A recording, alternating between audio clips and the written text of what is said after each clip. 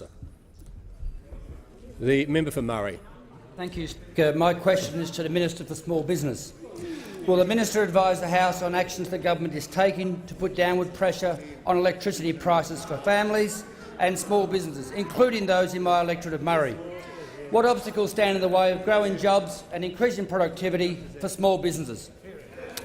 The Minister for Small Business.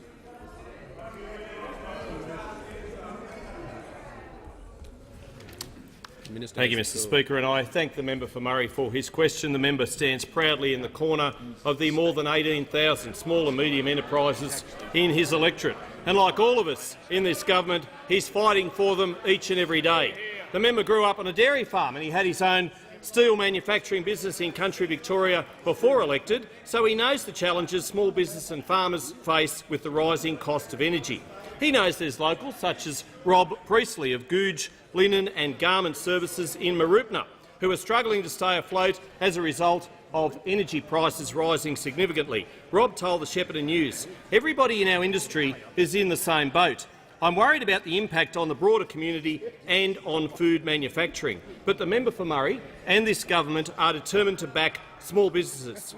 We are determined to back families, and we are determined to back hardworking Australians to make ends meet. That's why we're taking real action with energy bosses to get a better deal for all Australians. That's why we will reserve Australian gas for Australians, if necessary, to make it more reliable.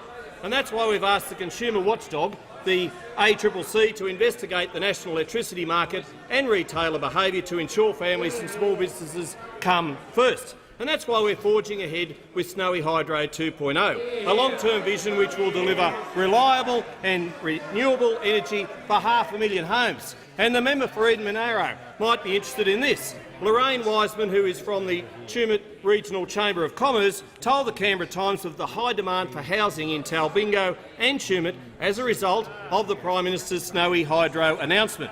That's great news for the local economy. Each of these are actions on energy to put Australians first. But I'm asked about obstacles in the way, and there are quite a few. In fact, I'm looking at them. Just as the data released today from the National Australia Bank shows, our plans are working. 84% of small businesses believe the government should provide better tax breaks for small business, something Labor opposed. Just as businesses look with confidence, those officers launch a reckless and ideological approach to energy, pushing up bills and putting families under the bill bus.